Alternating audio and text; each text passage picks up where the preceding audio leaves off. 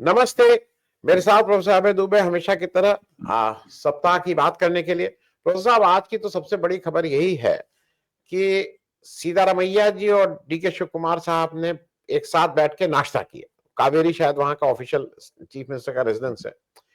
और नाश्ता करने के बाद 2 मिनट के अंतराल पे दोनों लोगों ने एक्स पे लिखा कि भाई बताया कि नाश्ता किया और बात हुई, सिर्फ इतना। ये स्पष्ट है कि ये जो जो नाश्ता करवाया गया है ये दिल्ली के ही प्रॉम्प्ट पे ये नाश्ता हुआ है, क्योंकि नाश्ता तो आदमी कभी भी कर सकता था, उसको एक्स पे लिखने की भी जरूरत नहीं थी। लेकिन जिस तरह का पिछले 8-10 दिनों से चला हुआ है मामला, उसमें ये साफ है कि उसको दिल्ली का जो भी, आप वो खड़गे साहब हैं, राहुल गांधी हैं, कौन ये है, वो इसका पटाक्षेप करना चाहता है। लेकिन मेरी जो समझ अपनी है कि इसको बिना बुलाए सामने, क्योंकि ये भी अजीब सा वो था, दोनों लोग अगर आपस में सेटल करना होता तो आपकी जरूरत क्या थी? मेरे हिसाब से बिना खड़गे जी या राहुल गांधी या सोनिया गांधी के इंटरफेरेंस के ये चीजें सेटल नहीं होंगी। और इसका खामियाजा कांग्रेस कई बार भुगत चुकी है। सचिन पायलट, अशोक गहलोत, कोई नहीं बोल रहा था। फिर सिंहदेव साहब और हमारे वहां, अरे छत्तीसगढ़ में, भूपेश उसमें बघेल, हाँ भूपेश बघेल, ये बार बार होता है। पंजाब और पंजाब पंजाब कांग्रेस, भी खराब किया इसी तरीके से, पंजाब भी खराब किया। तो, हाँ, तो अब राहुल पंजाब गांधी को को ये बर्बाद ही समझना करते होगा। हाँ, हैं। राहुल गांधी को ये समझना होगा कि जब आप पॉलिटिक्स कर रहे हैं तो टोटल पैकेज की पॉलिटिक्स होती है। आपको इंटरनल समस्याओं को जूझना होता है, आपको सिलेक्शन में जूझना होता है, आपको ये सारी चीजें करनी होती हैं। आप एक बिल्कुल बाहर की तरह उठ रहे कि नहीं नहीं भाई मैं इसमें क्या करूं। मैं इस पे पहली चीज, डीके शिव कुमार सीतारमैया का मामला कहने को तो कुछ नहीं है, कुछ नहीं है, लेकिन मेरे हिसाब से बहुत कुछ है और ये बहुत कुछ डिसाइड भी करेगा। मैं इस पे एक पहली टिप्पणी आपकी ले। देखिए, कांग्रेस में संगठन चलाने की उनकी जो विधियां थी, पहले से स्थापित विधियां थी, जो एक जमाने में बड़ी कामयाब हुआ करती थी। पहली बात तो यह है कि वो विधियां पुरानी हो गई हैं, और पुराने होने से ही केवल चीज खराब नहीं होती है। लेकिन चूंकि कांग्रेस की नीचे से ऊपर तक पूरी जो जो सांगठनिक हुलिया है, कांग्रेस की सांगठनिक तंदुरुस्ती है, वो कमजोर है कांग्रेस की। इसलिए उनका पुरानापन जो है वो कमजोरी में बदल गया है। कोई चीज जरूरी नहीं पुराने होने पर खराब हो जाए, जो पुरानापन उनका कमजोरी में बदल गया है। और एक जमाने में कांग्रेस का आला कमान इन सब चीजों को दुरुस्त कर देता था। आला कमान की चलती थी, उसके नेताओं की बड़ी भारी प्रतिष्ठा थी, और किसी को हिम्मत नहीं होती थी कि आला कमान के खिलाफ कुछ बोले। और ये इंदिरा गांधी ने बार बार साबित किया था कि जो पार्टी हमसे टूट टूट के जाएगा वो ढक्कन हो जाएगा, केवल हम रहेंगे, हमारी ही बल्ले बल्ले होगी, हमारा ही बोलबाला रहेगा। जो बाहर जाएगा पार्टी के वो बेकार हो जाएगा, ये इंदिरा गांधी ने साबित किया था। उसके बाद एक ऐसा दौर आया 90 के दशक में और उसके बाद में कि जो कांग्रेस से निकले उन्होंने अलग पार्टियां बनाई और उन्होंने बहुत राजनीति में कामयाबी हासिल की। जैसे कि ममता बनर्जी ने बहुत बड़ी कामयाबी हासिल की, मतलब इस तरह से वो भी तो कांग्रेस से ही गई हैं। इस तरह के कई उदाहरण हम लोग देखते हैं कि कांग्रेस से कई लोग निकले और उन्होंने बताया कि वही वो बिना कांग्रेस के आला कमान के आशीर्वाद के, बिना उनके प्रभामंडल से आलोकित हुए वो लोग राजनीति में बड़ी कामयाबी हासिल कर सकते हैं। इसके बाद में आला कमान की साख गिर गई और जो क्षेत्रीय शक्तियां हैं वो जो मन में आए वहां पर करने लगी। जैसे कि जब जब अशोक गहलोत वहां पे थे राजस्थान में और उनके हाथ में सत्ता थी, तो वो कुछ भी जो वो चाहते थे वो ही होता था। बाकी किसी का और कोई दावा हो, उस दावे को लगातार वो ढाशिए पे डाले रहते थे, और आला कमान को भी घूम फिर के उसकी बात माननी पड़ती थी।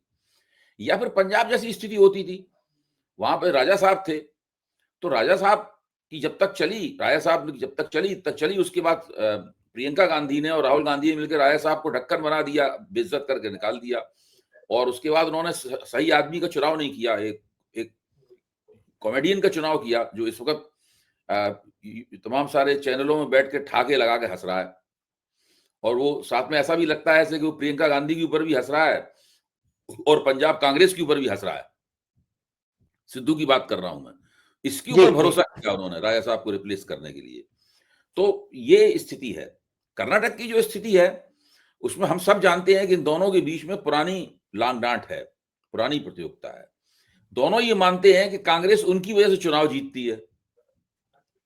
अच्छा, सिद्धरमैया का मानना है कि वो मास लीडर हैं, कम से कम ओबीसी और मुसलमानों वगैरह के मास लीडर हैं।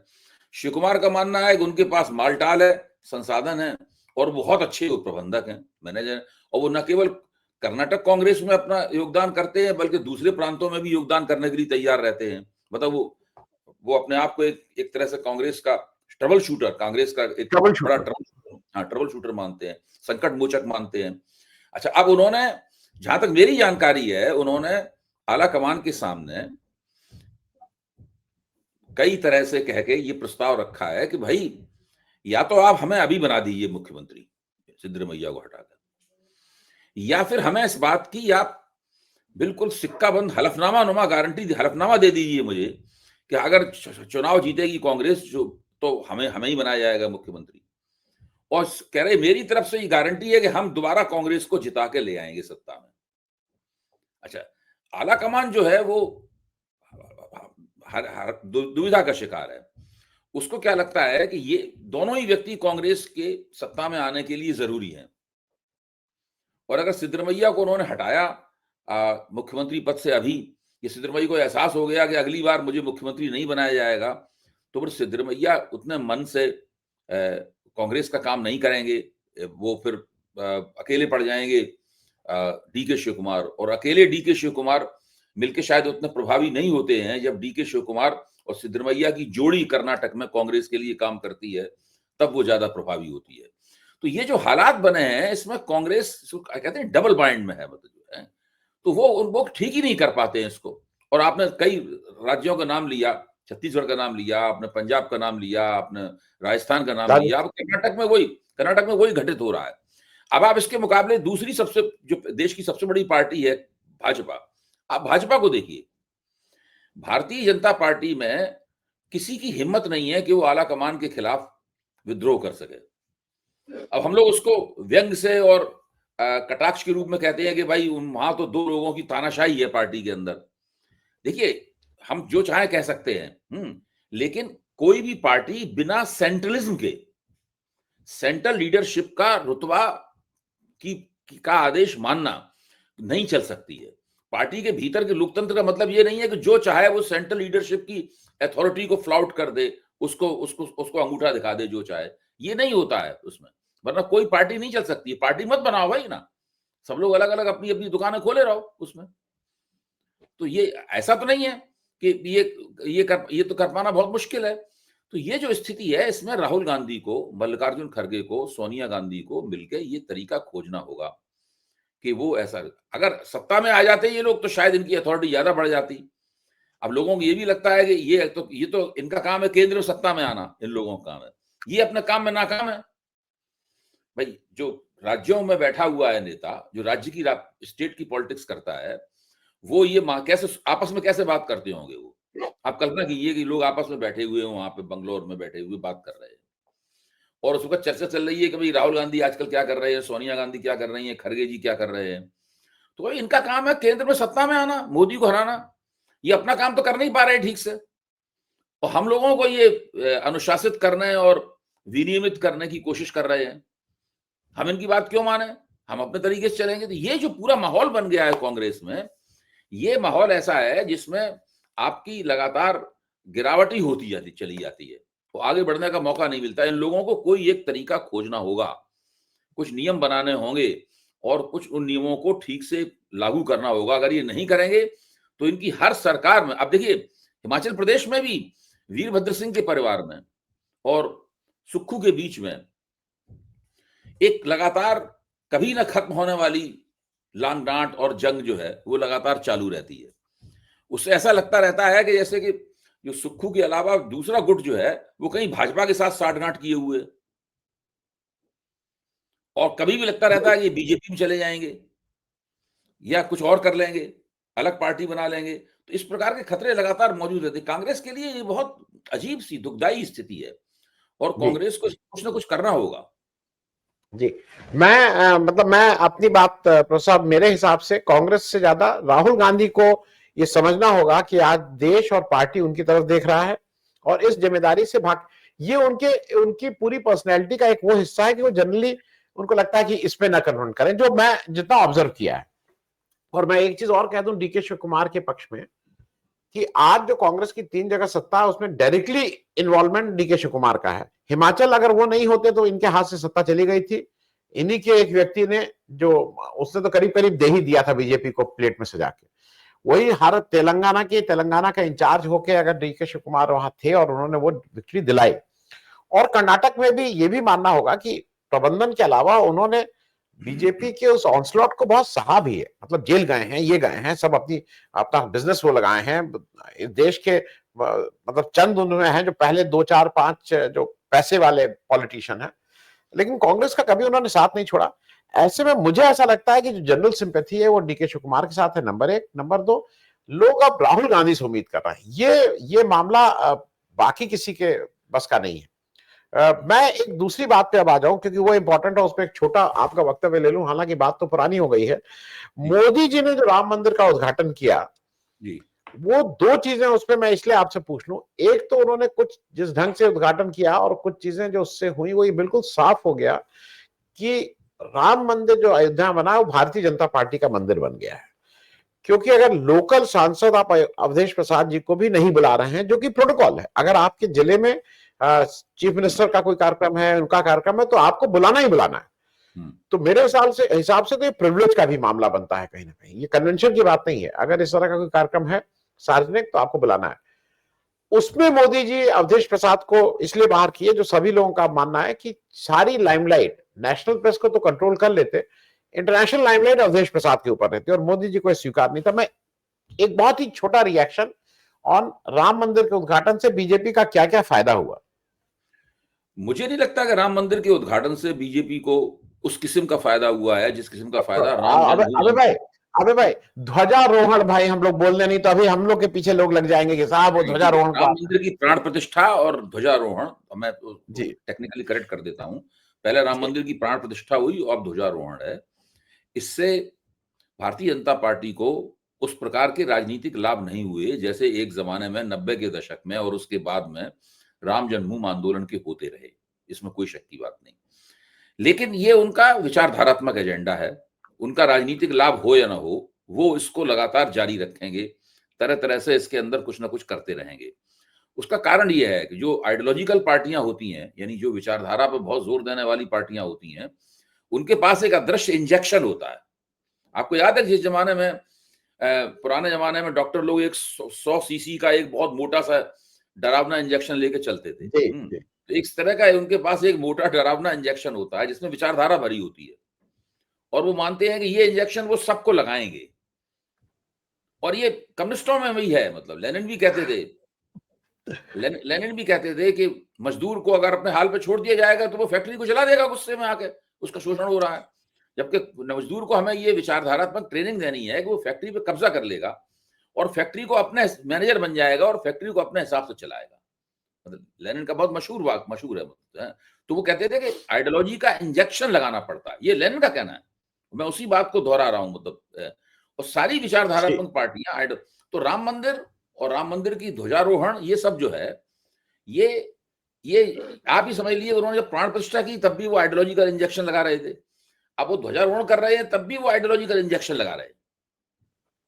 ये सारे के सारे काम कर रहे हैं।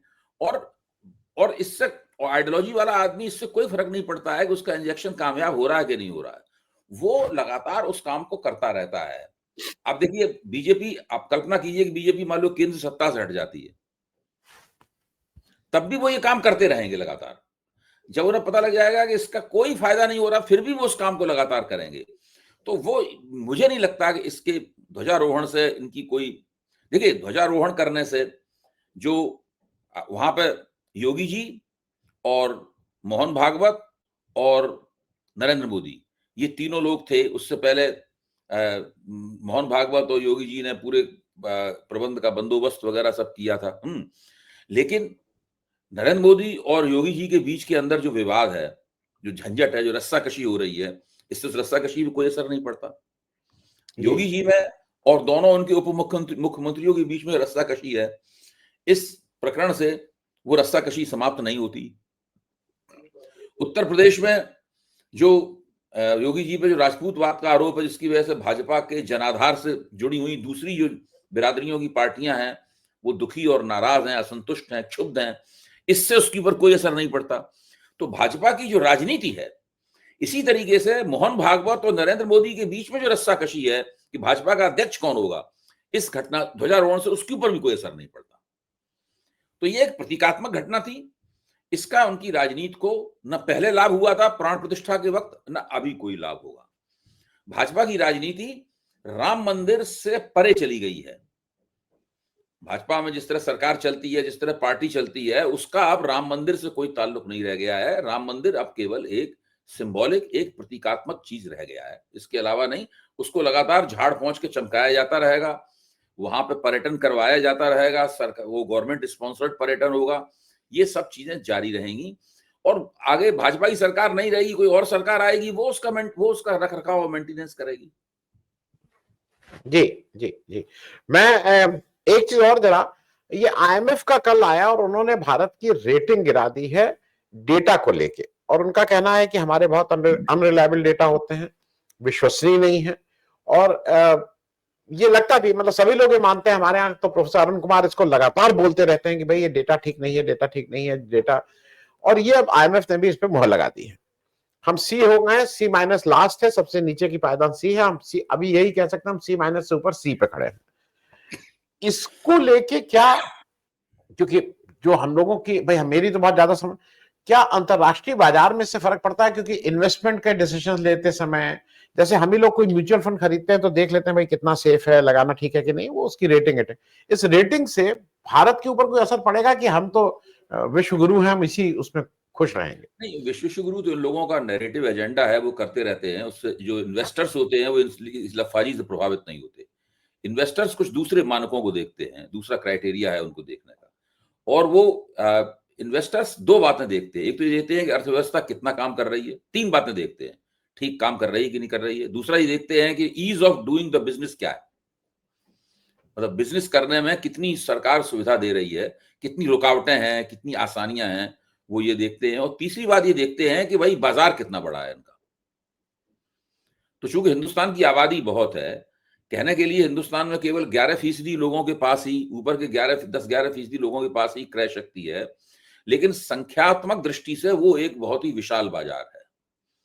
तो इन्वेस्टरों में हमेशा ही ये भावना रहती है कि इस विशाल बाजार का कोई ना कोई लाभ उठाया जाए, तो वो हमेशा भारत की तरफ एक दिलचस्प निगाहों से देखते हैं, हमेशा देखते हैं। जहां तक ईज ऑफ डूइंग बिजनेस है, उसमें भारत अच्छा नहीं है। जहां तक अर्थव्यवस्था की प्रगति करने पे सवाल है, उसमें भारत अच्छा नहीं है, वो तो बिल्कुल स्पष्ट है। और भारत के जो आंकड़े हैं, ये पहले दिन से ही, जब से नरेंद्र मोदी सत्ता में आए थे, मैं कहूंगा कि कांग्रेस के शासनकाल के आखिरी दौर में ही आंकड़े अविश्वसनीय होने लगे थे। सरदार मनमोहन सिंह ने कुछ चीन से सीखा था। चीनी लोग अपने आंकड़ों को बढ़ा चढ़ा के बताने में माहिर थे। उसके जरिए वो सारी दुनिया के सामने एक तरह का फंदा फेंकते रहते थे कि आइए चीनी अर्थव्यवस्था के फंदे में फंसिए, और वो बड़े कामयाब हो रहे थे उन दिनों।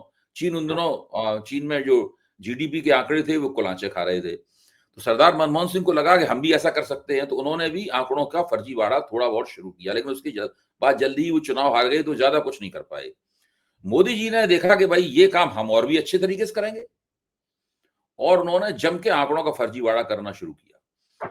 आज स्थिति यह है कि प्रोफेसर अरुण कुमार तो यही कहते हैं कि अगर ये जितना भी ये जीडीपी के आंकड़े बताएं, उसमें से 2 से 3% तो आप आंख बंद करके कम कर दीजिए। अगर ये अभी कह रहे हैं कि ये 8% हो रहा होगा, ऐसा भी एक आंकड़ा आया है कि 8% हो गया है, तो उसके बड़ा गाजे बाजे हो रहे हैं। मोदी जी ने भी तुरंत अपने मुंह मियां मिट्टू बनना शुरू कर दिया है। तो आप उसको 3% कम कर दीजिए, दरअसल वो 5% है। अरुण कुमार जी उसमें कहते हैं असंगठित क्षेत्र चूंकि बर्बाद हो रहा है, हिंदुस्तान का लगातार नीचे गिर रहा है, और भी कम कीजिए, तो वो तो उसको 2-2.5% भी ले आएंगे उसको। तो इस तरीके से पूरे उसको देखेंगे। तो इनके आंकड़े अविश्वसनीय हैं, और अंतर्राष्ट्रीय मुद्रा कोष को ज्यादा समय लग गया इस बात को समझने में। समझते तो पहले ही से थे, लेकिन इनकी रेटिंग घटाने में ज्यादा समय लग गया। अगर ये रेटिंग बहुत पहले घटा देते इनकी रेटिंग, तो और भी अच्छा होता। लेकिन एक और बात है, जो मोदी जी का निजाम है वो उनकी रेटिंग घटाने से बिल्कुल प्रभावित नहीं होगा। वो यहाँ पे गाना गाता रहेगा कि उनकी अर्थव्यवस्था जबरदस्त काम कर रही है। मोदी ने कहा कि मैंने जबरदस्त निर्णय लिए हैं, इसकी वजह से ये उछाल आया है उसके अंदर। और अब तुरंत रिजर्व बैंक के गवर्नर ने कहना शुरू कर दिया है कि अगर आगे तो हम 7% ज्यादा प्रोग्रेस करेंगे ही करेंगे। अब वो 7% का मतलब क्या है हिंदुस्तान के चेहरे पर तो चमक नहीं है ना। देखिए, जो अर्थव्यवस्था 7 से 8% प्रगति कर रही है, उसमें कम से कम इंसान के चेहरे पे चमक तो होनी चाहिए। वहां पे 80 करोड़ लोगों को मुफ्त अनाज तो नहीं देना चाहिए, उसमें कुछ तो होना चाहिए, जी उसका एक्सपोर्ट बेहतर होना चाहिए, कुछ तो होना चाहिए। वो नहीं है स्थिति इस यहाँ पे। जी जी। मैं एक और छोट क्योंकि एक है तो है न्यूज बहुत छोटी, लेकिन मेरे हिसाब से हम सब लोगों के लिए बहुत इंपॉर्टेंट है। ये अजीब सा मुझे ऐसा लगता है, मैं अपना इंप्रेशन आपको दूं कि हमारे जो current chief justice of India हैं सूर्यकांत साहब, जस्टिस सूर्यकांत, ये एक एजेंडा के साथ काम कर रहे हैं। और एजेंडा मैं इसलिए बोल रहा हूं कि इन्होंने कोर्ट में, खुली कोर्ट में ये दो चीजें कही। एक तो इन्होंने नेशनल जुडिशियल अपॉइंटमेंट कमीशन की बात की, एनजेएसी को उन्होंने कहा कि इस पे बात होनी चाहिए और इसको जो इंडिकेशन है मेरे हिसाब से वो लागू करने के मूड में है। और दूसरा उन्होंने एक और कहा कि उन्होंने सरकार को एडवाइस किया है कि आप ये जो सोशल मीडिया पे कंटेंट क्रिएटर हैं, यूट्यूब पे खास करके, इन लोगों को जरा देखिए कैसे इनको लगाम लगाइए, क्योंकि ये तो बेलगाम है और इससे क्या क्या नुकसान होता है। और फिर उन्होंने उस पर फंडामेंटल राइट्स की भी बात की। फिर उन्होंने कहा राइट्स के साथ ड्यूटीज होते हैं, उनका पुराना है कि ड्यूटीज को करना होगा तब राइट मिलेंगे। इस तरह की बातें वो पहले भी कह चुके हैं। क्या ये आपको लगता है कि बिल्कुल क्लियर है कि अब न्यायपालिका के द्वारा, क्योंकि विधायिका तो कहेगी साहब न्यायपालिका ने कहा तो हमें तो इस तरह के, कि अब सोशल मीडिया पे कंटेंट क्रिएटर के दिन नंबर नहीं, अब आप वही बोलेंगे जो सरकार स्क्रिप्टेड देगी, बाकी बोलने में अब लगाम लगने वाली है। इस तरह की क्या आशंका है आपको? नहीं, मेरा देखिए, सूर्यकांत जी की जो के विचार हैं, ये हम लोगों को पहले से पता है और आपने उनका जिक्र भी किया।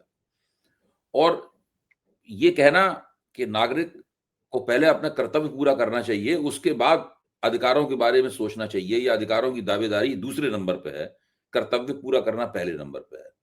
ये राष्ट्रीय स्वयंसेवक संघ पिछले 10 साल से लगातार देश भर में घूम घूम के उनके बुद्धिजीवी ये बात कह रहे हैं।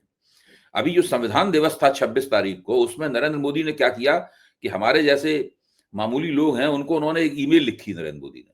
पता नहीं आपके पास वो ईमेल आई कि नहीं आई। आई आई आई आई 27 तारीख को सुबह जब मैंने ईमेल बॉक्स खोला तो मैंने पाया कि उसमें पीएम मोदी नाम से आईसीआरसीटी की ईमेल से एक मुझे ईमेल आई हुई है, जिसमें नरेंद्र मोदी मत्था टेक रहे हैं संविधान के ऊपर और नीचे डियर अभय जी करके एक 1000 शब्द का लेटर है। अच्छा, उस पत्र को मैंने बहुत ध्यान से पढ़ा। मैंने उसमें प्रतिक्रिया में एक वीडियो भी बनाया, इसे लाखों लोगों ने देखा। उसमें उन्होंने लिखा है मोदी जी ने कि संविधान ने हमें कुछ मूल दायित्व दिए हैं, उन कर्तव्यों का पालन करना हर नागरिक का कर्तव्य है। हाँ, तो वो लगातार इन लोगों का एम्फेसिस यहीं पे है कि पहले आप अपनी ड्यूटीज का पालन कीजिए और अधिकारों वगैरह के बारे में चर्चा मत कीजिए। पहले कर्तव्यनिष्ठ नागरिक बनिए। अधिकार संपन्न नागरिक बनना न बनना कोई ज्यादा महत्वपूर्ण बात नहीं है। तो मैंने उस पर यही प्रतिक्रिया की कि भाई नरेंद्र मोदी संविधान ने उन्हें जो प्रधानमंत्री के तौर पर जो कर्तव्य दिए हैं, क्या वो उनका पालन कर रहे हैं? मैंने इसकी जांच की है और मैंने पाया कि संविधान ने उन्हें जो दायित्व दिए हैं, कर्तव्य दिए हैं, नरेंद्र मोदी ने एक भी कर्तव्य का आज तक पालन नहीं किया। अच्छा, उस लेटर में यह भी लिखा है कि जब हम गुजरात के मुख्यमंत्री थे तो हमने हाथी पर रखा संविधान को और उसका जुलूस निकाला। फिर हम प्रधानमंत्री बन गए तो हमने संविधान पे विशेष सत्र बुलाया। मतलब उसके अंदर यही है कि संविधान को लेके आप जश्न मनाते रहेंगे लगातार, लफाजी करते रहेंगे लगातार, लेकिन संविधान का शब्द और उसकी जो भावना है, उस भावना का न कभी जिक्र करेंगे न उसकी कभी चर्चा करेंगे, और जब भी चर्चा करेंगे तो एक तरफा चर्चा करेंगे और विकृत चर्चा करेंगे। ये इन लोगों ने बना लिया है।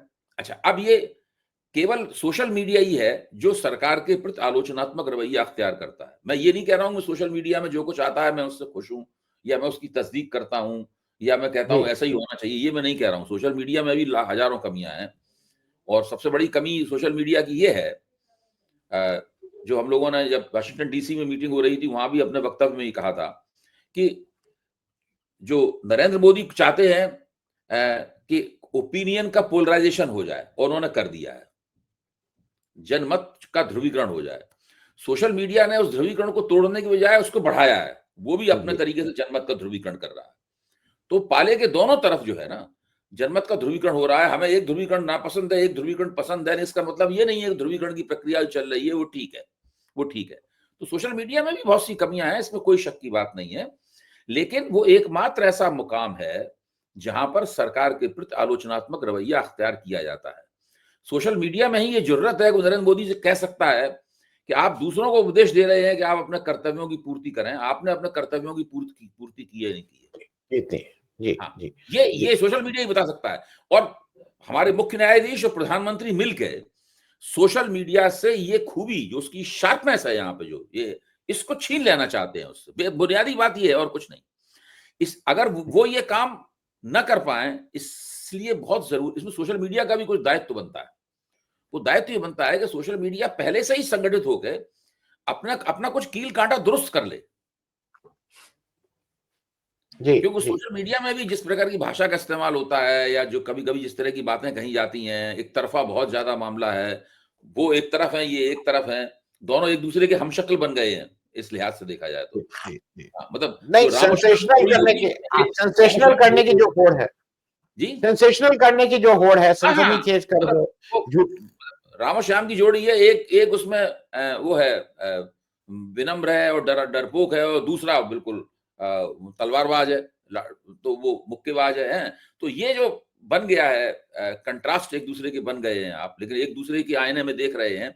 इसको दूर करने के लिए सोशल मीडिया को चाहिए कि वो अपने आप को रेगुलेट कर ले किसी तरीके से, तो वो और बेहतर हो जाएगा। इन सरकार को जो कुछ करना हो वो तो करेंगे, देखिए वो तो रुक नहीं सकता है। सरकार सूर्यकांत जी के कहने से पहले ही एक बिल ड्राफ्ट कर चुकी है सोशल मीडिया को। वो बिल स्टेक होल्डर को भेजा गया था, स्टेक होल्डर ने कहा नहीं ठीक करो, तो वो उन्होंने वापस ले लिया, वरना सरकार तो पहले से इस काम में लगी हुई है। जी जी, मैं बस एक अंतर में चलते चलते एक छोटा सा वो उत्तर प्रदेश में, भाई मैं भी हूं, मैं यहाँ का वोटर हूं। एसआईआर को लेके बड़ी समस्या ये हो रही है कि अब बीएलओ सुसाइड कर रहे हैं, और अजीब सी चीज ये है कि जो बीएलओज हैं ये मूल रूप से सरकार द्वारा दूसरे कामों के लिए नियुक्त, कोई टीचर है, कोई पंचायत अधिकारी है, कोई मतलब इनका मूल काम इलेक्शन वो नहीं है, ये अपना एक्स्ट्रा ये काम भी चूंकि इनको दिया जाता है कर लेते हैं। उत्तर प्रदेश में बहुत सुसाइड के वो आए हैं, बाकी पूरे देश में भी आए। इस तरह का काम कैसे आप कर सकते हैं कि इतना प्रेशर डाल दीजिए कि आदमी सुसाइड कर ले, और इस पे कुछ ना कुछ तो एक्नॉलेजमेंट होना चाहिए। आप जहां बैठे वहां ज्ञानेश जी की लड़की वहीं पे है, ज्ञानेश गुप्ता जी की लड़की डीएम है नोएडा की, वो तो एफआईआर भी करवा दे रही है। मतलब इस पे कुछ होगा कि नहीं, कि बस एक तरफा कुछ नहीं चलता होगा। रहेगा? देखिए है क्या कि इन तमाम का अगर 10 साल पहले का मीडिया होता तो बीएलओ की जो आत्महत्याओं का सिलसिला चल निकला है पूरे देश में, 20-25 से ज्यादा बीएलओ मर चुके हैं अब तक, और अभी 4 तारीख तक होने तक कम से कम 15-20 और का देहांत हो सकता है, मतलब 50 संख्या पहुंच जाएगी ऐसा लगता है मौतों की। वो अगर मीडिया होता तो मीडिया लोगों की खाल खींच देता, पत्रकार लोग बीएलओ के घरों पर जा जाके इंटरव्यू ले रहे होते जिनका देहांत हुआ है, ऐसा माहौल बन जाता है उसमें, तो ये बिल्कुल सिटपिटा जाते। लेकिन मीडिया यानी सरकारी मीडिया, चुनाव आयोग और सरकार, और अब इसमें सूर्यकांत जी भी जुड़ गए हैं, मतलब खुलेआम जुड़ गए हैं सूर्यकांत, सरकार को खुद ही सुझाव देने लगे हैं, मतलब हाथ पकड़ के कह रहे हैं ये काम कीजिए। ये सब लोगों ने मिलके एक गठजोड़ बना लिया है, और ये गठजोड़ बना के वो लोकतंत्र को उनका जो तरीका है उसके हिसाब से चलाना चाहते हैं और चला रहे हैं। और उसमें चुनाव आयोग मानता है कि ये तो कोलेटरल डैमेज है, गेहूं के साथ घुन भी पिस रहा है, कोई दिक्कत नहीं है, गेहूं पीसना जरूरी है, एसआरआई करना जरूरी है, उसमें घुन पिस जाएगा, कोई दिक्कत नहीं है। उन्हें 4 तारीख तक एसआईआर खत्म कर लेनी है। 50 नहीं 500 बीएलओ मर जाएं, आप तो 50 कह रहे हैं, 500 अगर मर जाएं तब भी उसकी कोई परवाह नहीं जी। और चुनाव आयोग हर बार जवाब कहता है कि काम के दबाव में किसकी मृत्यु हुई है आज तक पुष्टि नहीं हुई। पुष्टि करने का तरीका क्या है हमें नहीं पता है, उसके परिवार वाले भले कहते रहे। अब उसके अंदर एक दूसरा एंगल जो है बीएलओ की आत्महत्या में, वो ये है कि कुछ बीएलओ ये कहते हुए मरे हैं अपने परिवार से कि भाई हमसे ओबीसी का वोट काटने के लिए कह रहे थे। ये एंगल और भी ज्यादा खतरनाक है इसमें। भाई एक बीएलओ से कह रहे हैं क्या, और बड़ी चालाकी है देखिए उनकी, जहां पर बीजेपी की सरकारें नहीं है, जैसे पश्चिम बंगाल, ममता बनर्जी बहुत ही जुझारू किस्म की शख्सियत है, वो बिल्कुल वहां के स्थानीय चुनाव आयोग के खिलाफ वहां प्रदर्शन हो रहे हैं, केवल वहीं हो रहे हैं, कहीं नहीं हो रहे हैं, कलकत्ता में ही हो रहे हैं चुनाव आयोग के खिलाफ प्रदर्शन, बीएलओ के। ममता बनर्जी ना एसआईआर में बाधा डाल पाए और वहां जो फर्जीवाड़ा हो रहा है उस फर्जीवाड़े को ना रोक पाए, इसलिए चुनाव आयोग ने तय किया है कि वो ममता बनर्जी के जो डेटा एंट्री करने वाले ऑपरेटर्स हैं हजारों, जो पश्चिम बंगाल सरकार के हैं, उनसे काम नहीं लेगा चुनाव आयोग। वहां के चुनाव आयोग ने केंद्रीय चुनाव आयोग को चिट्ठी लिखी है, प्रस्ताव लिखा है कि आप हमें 10,000 डेटा एंट्री ऑपरेटर नियुक्त करने की इजाजत दें और 50 सॉफ्टवेयर डेवलपर नियुक्त करने की इजाजत दें। 1 साल के लिए हम उन्हें नौकरी पर रखेंगे, उस पर पैसा खर्च करेंगे और उनसे हम काम लेंगे, ममता बनर्जी के उनसे काम नहीं लेंगे। तो जो गैर बीजेपी सरकारें हैं उनको पहले से कैसे प्रीएम्प्ट किया जाए उनकी योजनाओं को, इसकी भी तैयारी उन लोगों ने कर ली है। ये उस बात का सबसे बड़ा सबूत है। तो हम लोगों को मान लेना चाहिए, समय भी बहुत कम रह गया है। आज हम लोग जब इस कार्यक्रम कर रहे हैं तब 29 तारीख है, 5 दिन केवल रह गए हैं। 5 दिन बाद एसआईआर हो जाएगी और चुनाव आयोग तो अभी सुनवाई के बिल्कुल शुरुआती दौर में है और सूर्यकांत जी ने उस सुनवाई में कह दिया है कि आज तक कभी एसआईआर नहीं हुई, तो इसका मतलब ये नहीं है कि ये एसआईआर भी नहीं होनी चाहिए। जी।